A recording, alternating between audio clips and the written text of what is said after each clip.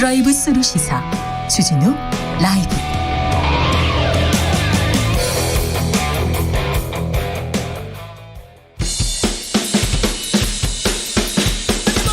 틱탁 틱탁 틱탁 현란한 입담의 환상 드리블. 오늘 이 뉴스를 주목하라. 이슈 틱타카.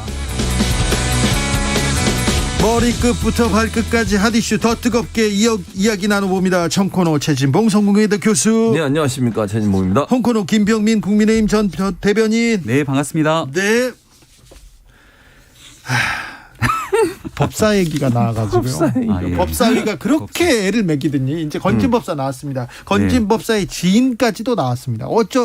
이거 뭡니까 이거? 문제가 있는 사람들에 대해서 신속하고 단호하게 조치하라. 네. 이렇게 또 대통령실에서 얘기를 한 만큼 네. 아마 빠르게 정리가 될 거라고 생각을 하고요. 역대 어느 정부를 막론하고 항상 좀 힘이 센 사람들, 그렇죠. 권력 경비리 호가호위하는 방식으로 막 사기치는 사람들도 있었고. 예. 옛날 문재인 정부 초기 때 왜 임종석 실장이 세니까 뭐 임종석 실장과 가깝다 등에 대한 얘기들을 해가면서 그런 얘기들이 막 나오니까 청와대에서도 깜짝 놀라서 문제 단호하게 대처하라 이런 적이 있지 않았습니까? 지금 이 상황 속에서도 이 건진법사가 지인들을 통해서 뭘 문제를 일으키는 것처럼 우려가 생기니까 여기에 대한 단호한 조치를 아마 얘기를 하고 있는 것 같은데요. 네. 청와대 대통령실에서 아무튼 신속하게 이런 일이 발생하지 않도록 건진법사 문제를 조치를 임 실장으로 이렇게 또 들어가시면 네. 네, 이러세요. 권혁호님께서 시작 전부터 재밌다 이렇게 얘기합니다. 벌써 저런 식으로.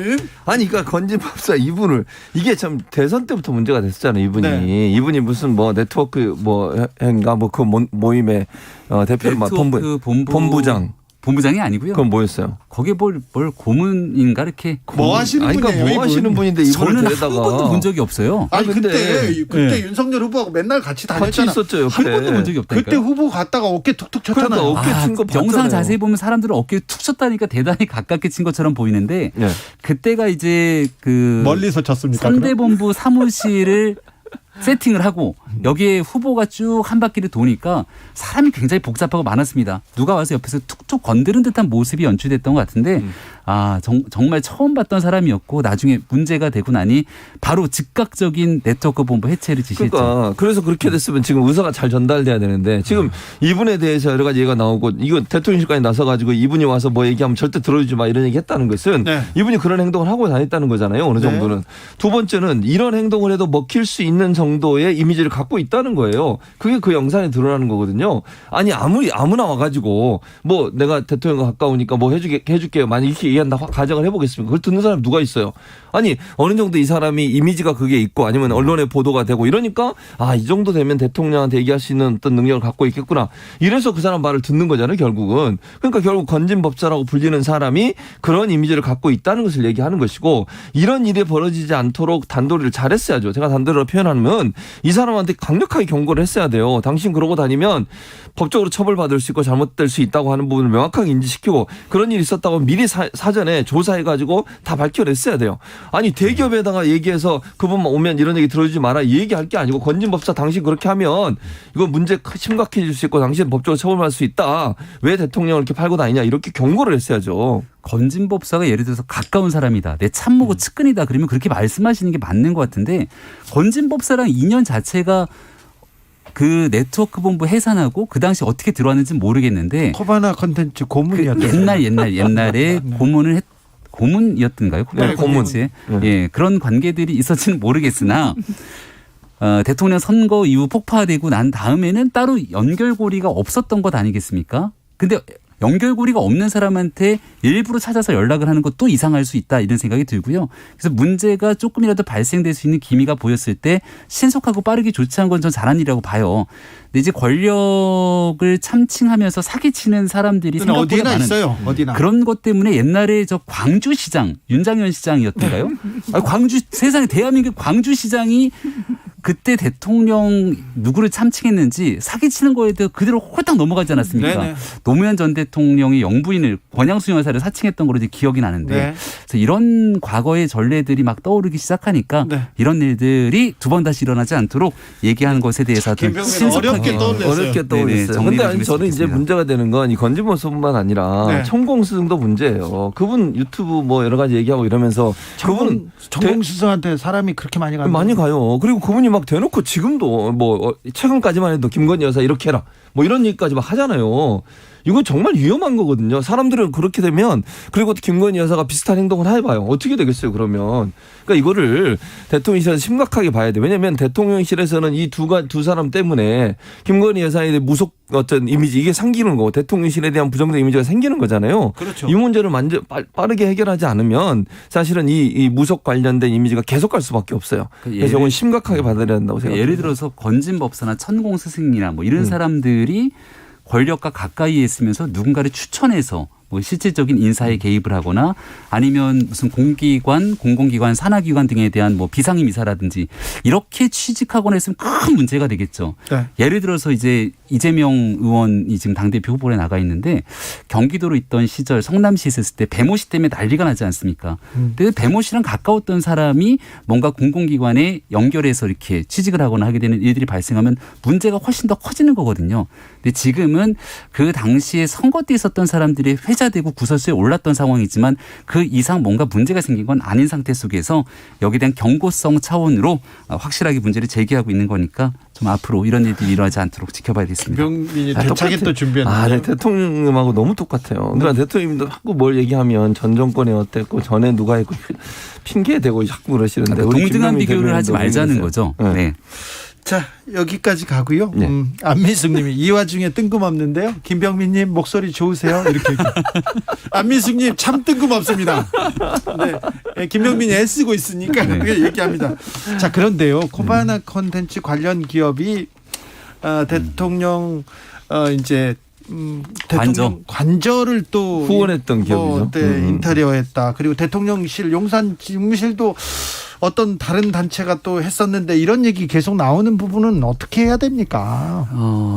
뭐 보안상의 이유 때문에 정확하게 내용 설명할 수 없다 이렇게 얘기가 나오고 있고 또 시급을 요하는 사업에 대해서 수의계약할 수 있다고는 보는데 다만 이제 과거에 인연이 있었던 업체라든지 그런 일들이 연이어서 보도가 되는 것은 대통령실에 썩 좋은 내용들이 아니겠죠. 그렇죠. 게다가 지금 김건희 여사에 대해서 워낙이나 언론과 관심, 이 주목도가 높은 상황이기 때문에 이 집권 초에 이제 막 5월달, 6월달에 일어났던 일들이 지금 뉴스가 되는 것 아니겠습니까? 네.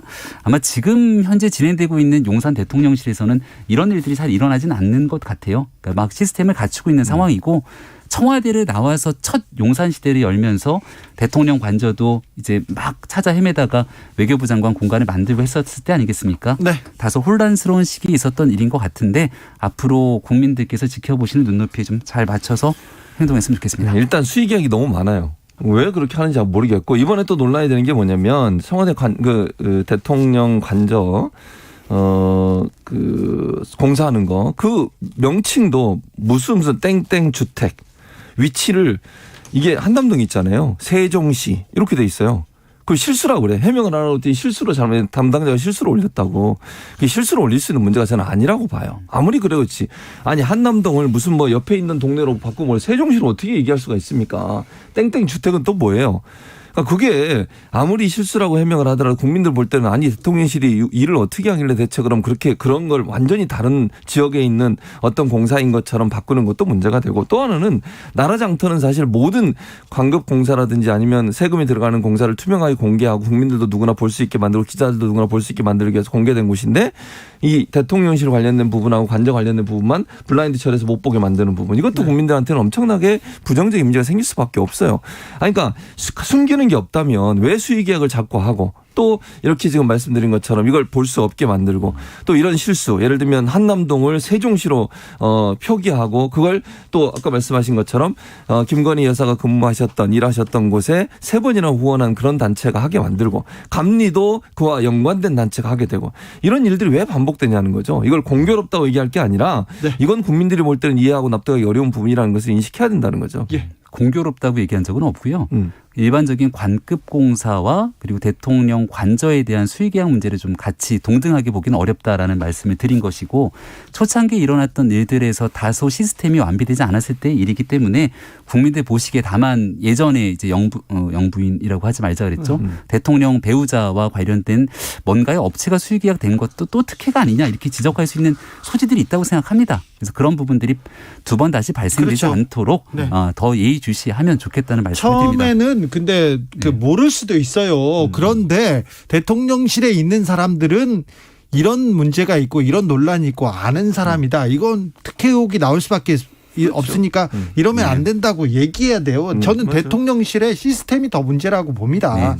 지금 건진법사 얘기가 나오는 것도 그렇고 지금 김건희 여사 관련된 사람들 얘기가 나오는 것 자체가 정권에 엄청난 부담입니다. 지금 민생과 경제를 얘기해야 되는데 다 여기에 관심 있잖아요. 이거는 그래서 지금 이렇게 말씀 주시는 내용들이 차곡차곡 쌓여서 대통령 국정 지지도가 네. 30% 밑으로 떨어졌다는 거 이제 전 국민이 다 알고 있는 그렇죠. 내용이죠. 지금 대통령이 예. 무슨 얘기를 하고 싶어도 국정 철학을 얘기하고 싶어도 다 사람들이 거기에 관심이 가 있으니까 그걸 방어할 수밖에 없는 상황. 그러니까 부정평가 지수도 너무 높고 하니까 말씀 주신 것처럼 실제 힘있게 일하고 싶어도 나머지 메시지들이 잘 소화가 안 되고 있는 상황이거든요. 네. 그래서 그런 내용들을 아마 용산에서도 차분하게 경청하고 있을 거라 생각하고 잘한 일과 잘못된 일의 구분이 필요한데 잘못된 일들도 무리하게 방어하려고 하기보다는 지금 정도 수준 시점이면 이런 지점 속에서는 국민들 보시기에 부족했다라고 인정도 하고 또 개선하려고 하는 노력들을 차분하게 진행해 나갈 거라 봅니다. 그런데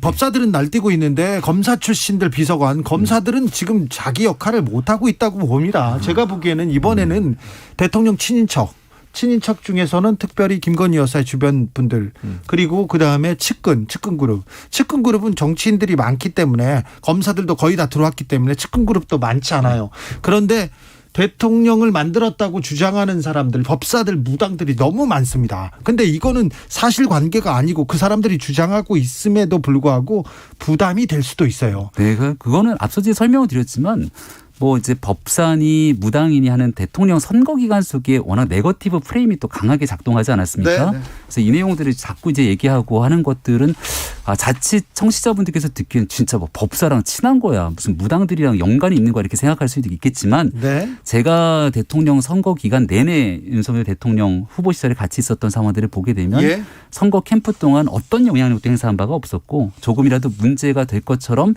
여러 의심의 눈초리가 보여졌을 땐 단호하게 대처했기 때문에 지금 용산 대통령실 구성이나 이런 측면에서 그런 영향력이 들어갈 자그마한 공간조차 없다는 것을 다시 한번 말씀드리고요. 대신 현재 대통령실 구성에서 국민들이 볼 때는 좀 미진하다. 바꿨으면 좋겠다. 좀 새롭게 심기일전해야 된다. 이런 얘기들은 다 충분히 숙고하고 있을 테니까 조금 지켜보시면 변화된 모습을 보이지 않을까 싶습니다. 그러니까 일단 민간이라고 자꾸 얘기하시면서 그걸 그렇게 처리할 문제가 아니고 건진법사든 아니면 천공 스승이든 명확하게 대통령실에서 그런 발언이나 행동을 하지 말라라고 경고를 해야 한다고 저는 봐요. 왜냐하면 이게 천공 스승 같은 경우도 유튜브나 이런 데 올라간 거 내용 보면 김건희 여사에게 이렇게 조언을 하는 그런 내용들이 자꾸 나와요. 그러면 국민들이 볼 때는 의심을 할 수밖에 없는 거지. 그리고 지금 국민들이 의심하는 것 중에 하나는 대통령 대선 후보가 되기 전부터 이미 연결 관계가 있다고 보는 거잖아요. 지금. 그래서 영향을 받고 있다고 보는 거예요. 그런데 또 민간인인데 또 그분은 그렇게 얘기하는 사람인데 야 하지마 그럴 수도 또 아니 그러면 그렇게 대통령실에서 얘기를 하는 순간 더 의심을 받아요. 아니 제 말은 이런 거예요. 대통령실에서 명확하게 선을 긋고 그런 이분 예를 들면 이렇게 얘기할 수 있겠지. 건진법사든 누구든 우리와는 전혀 관계없는 사람이고 그런 행동을 하는 것이 예를 들면 대통령을 사칭하거나 대통령 부인의 사칭해서 뭔가 이익을 얻으려고 하는 모든 행동에 대해서 강력히 조치하겠다. 라든지 이런 어떤 선언적인 발언을 해야 돼. 왜냐하면 이번에도 사람들이 생각할 때는 이런 게 있어요. 아니 대기업들한테는 조심하라고 얘기하면서 왜 건진법사한테는 제대로 얘기 안 하냐 이런 얘기가 나오고 있거든요. 지금 그런 부분들의 어떤 그 의심이랄까 이런 부분을 불식시키기 위해서라도 선을 긋는 발언들이 저는 필요하다고 봅니다. 저는 그거는 오히려 더 잘했다고 보는데요. 네. 사실상 그 사람이 어떤 사람인지 명확하게 인지되지 못하고 있는 상황에서 얘기를 한다고 누가 듣겠습니까? 이 사람이 사기치려고 마음 먹으면 얼마든지 치는 건지 그 사기꾼의 마음들을 어떻게 재단하고 행동할 수 있겠습니까? 중요한 것은 사람들 입장에서 특히 뭐 기업이라든지 권력이 움직이고 있는 상황 속에서 미리 예의주시하고 미리 이제 짐작하면서 움직이게 될 수 있는 그런 가정들이 있으니까 혹시라도 이 사람은 우리와 관계 없으니 절대로 속지 말라고 하는 내용들을 미리 건넨 것이기 때문에 저는 그 지점에 대한 대응들은 꽤 잘했다고 생각합니다. 그러니까 그 지점에서 플러스해서 그런 행동을 하는 사람에 대해서는 강력한 법적 조치를 하겠다. 그럼요. 그것도 당연하죠. 같이 얘기해야 된다는 거예요. 네, 알겠습니다. 그런데요, 윤 후보의 철학을 누구보다도 윤 후보가 아니죠. 윤 대통령이죠. 대통령의 철학을 후보 시절에 누구보다도 가까이서 잘 본 김병민 대변인이니까 물어봅니다. 만으로 나이를 바꿔준다. 그래서 국민들한테 환호를 받았어요. 박수를 받았습니다. 만 나이. 만 나이로 바꾸겠다. 공약이 있었죠. 네. 그런데 학제 개편, 그러니까 5살에 학교 가자, 이런 교육 철학이 있으셨어요? 우리 교육 공약이 없었습니다. 없었죠. 그리고 인수위 때 안철수 인수위원장이 이제 국정과제들을 쭉 정리했을 때도 이 내용이 없었던 걸로 알고 네. 있습니다.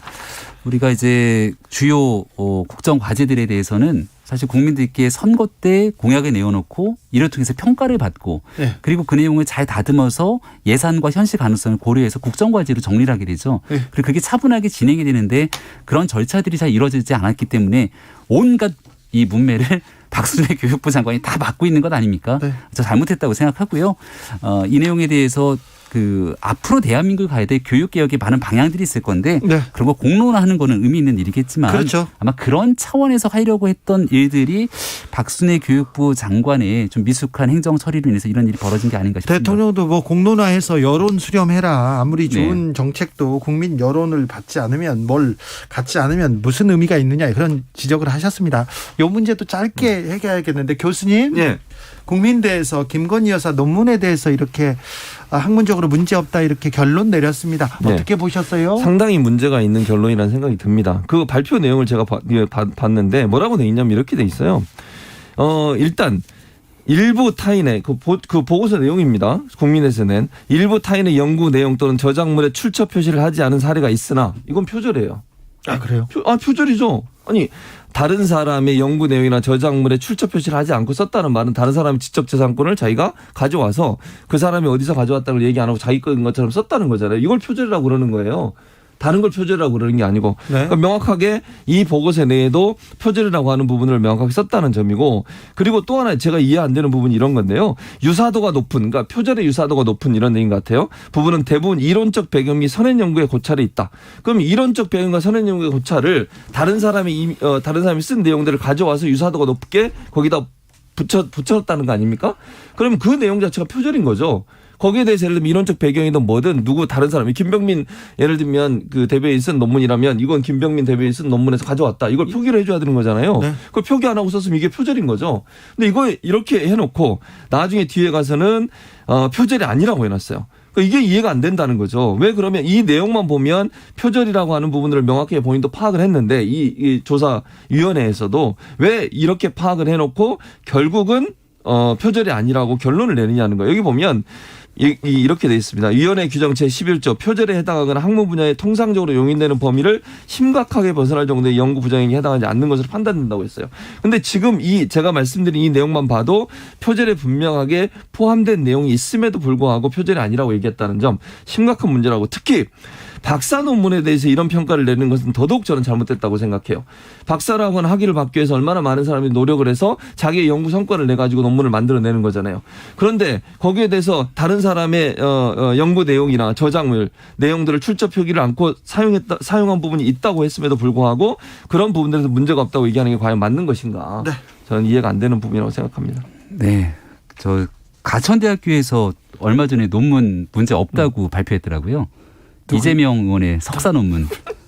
그 내용 보니까 인용 부실로 발생한 게 이제 대부분인데 논문 자체 독창성에 영향을 주지 않았기 때문에 문제가 없다 이렇게 결론을 냈더라고요. 그렇게 고민하더니 아주 고민하더라고. 게 이거야. 김병민 아니 저도 궁금해요. 가천대의 기준, 국민대의 기준, 통상적인 연구 부정에 대한 기준.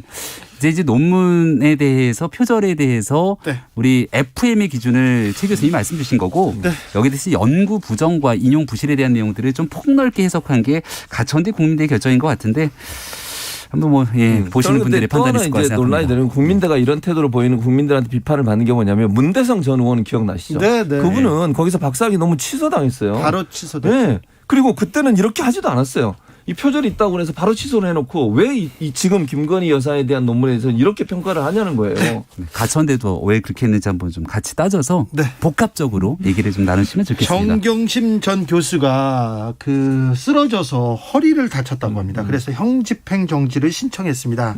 그랬더니 정유라 씨가 우리 엄마도 형집행 정지 신청 거부됐는데 두 눈 뜨고 지켜보겠다 이렇게 얘기하던데 어떻게 보셨습니까, 교수님? 아니, 그러니까 저는 이거 형집행 정지는 검찰에서 하는 거잖아요. 검찰에서 합니다. 판단해서 검찰에서 그것도 결정합니다. 검찰이 하면서 의사들의 소견도 듣고 네. 상황도 보고 형편도 보고 하는 거 아닙니까? 네. 건강에 심각하게 문제가 있어서 정말 치료를 받아야 하는 상황이 되면 이명박 전 대통령 형집행 정지가 나와서 형집행 정지로 집에 있습니다, 치료받았죠. 지금. 네. 그러니까 그걸 어떤 기준으로 예를 들면 누구는 해주니까 우리도 해줘라 이런 기준으로 보면 안 된다고 저는 생각합니다. 예. 왜냐하면 일단 첫째는 이 사람의 상태가 어떤지를 분명하고 명확하게 봐야 돼요. 이거는 전문가가 봐야 된다고 저는 보고 또 하나는 이분들이 갖고 있는 어떤 범죄의 혐의라든지 아니면 처벌의 내용과도 연관돼 있다고 생각해요. 그런 종합적인 판단을 통해서 검찰이 하는 건데 정경심 교수가 되면 우리 엄마도 해야 된다. 이건 무슨 논리인 거예요 대체. 그 논리 자체가 이거는 논리적이지 않아요. 합리적이지도 않고 상식적이지도 않고 이런 주장을 하는 것은 너무 정치적으로 이용하려는 의도가 있다고 저는 봅니다. 얼마 전에 사면 얘기가 나왔을 때 정경심 교수 사면해달라고 여러 사람들이 얘기를 했던 것 같아요. 네. 그러니까 그때도 아마 정유라 씨가 그럼 우리 엄마는 이렇게 나왔던 것 같은데 정유라 씨 입장에서는 예전에 이제 그 박 전 대통령 탄핵 당시를 지켜보게 되면 사실 인권이라는 건 찾아볼 수 없을 정도의 상황들이 진행이 됐던 건데 그럼에도 불구하고 국민적인 공분 상태가 야 이거 너무하지 않았냐라고 쭉 몰고 갔던 기억들이 저도 생생합니다. 저도 정유라 씨에 대한 비판을 상당히 했던 사람 중에 하나였고요. 근데 조국 전 장관과 정경심 교수 문제가 생겼을 때는 심지어 보도 상황에서 정경심 교수의 얼굴조차 그 당시 검찰 출석할 때 보도하지 않았어요. 모자이크 처리를 하면서 인권에 대해서 굉장히 강하게 중시했던 게 조국 전 장관의 모습이었죠. 그러니까 그런 모습을 보면서 아마 정유라 씨는 형평성이 결여돼도 너무 결여된 거 아니냐 이런 주장들을 하고 싶었던 것 같고요. 말씀 주신 것처럼 집행정지 신청은 건강에 대해서 아주 면밀하게 고려해서 검토할 것이기 때문에 네. 진짜 정경심 교수가 더 이상 버틸 수 없을 정도의 건강 상태가 안 좋으면 형 집행정지되는 것이 맞을 것이고 예. 여기서 뭐 최소원 씨 경우에서도 건강이 어떤지 모르겠는데 그런 법적 기준에 맞춰서 처리하는 게 맞다고 봅니다. 그렇죠. 네. 건강이 지금 뭐 디스크가 파열됐다고 이렇게 얘기하는데 건강 상태가 좋지 않다니까 면밀하게 따져볼 일인데 예. 네.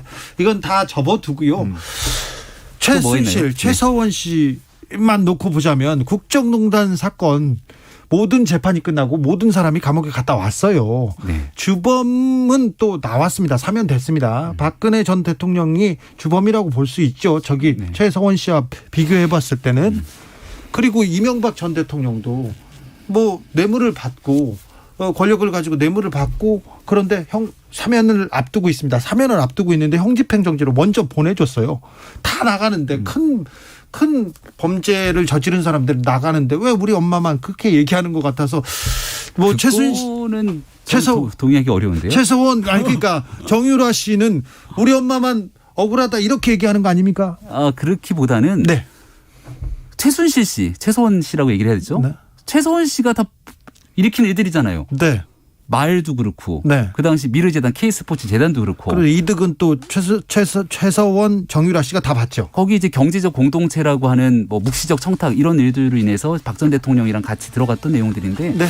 사실 이미 박 전 대통령에 대한 정치적 판단과 최순실 씨에 대한 판단은 저는 별개라고 생각하기 때문에 여기에 대해서 억울할 거 없다 이렇게 생각합니다. 알겠습니다. 이슈 티키타카 최진봉, 김병민 두 분 감사합니다. 감사합니다. 고맙습니다. 오늘 돌발 퀴즈의 정답은 라인강이었습니다. 라인강.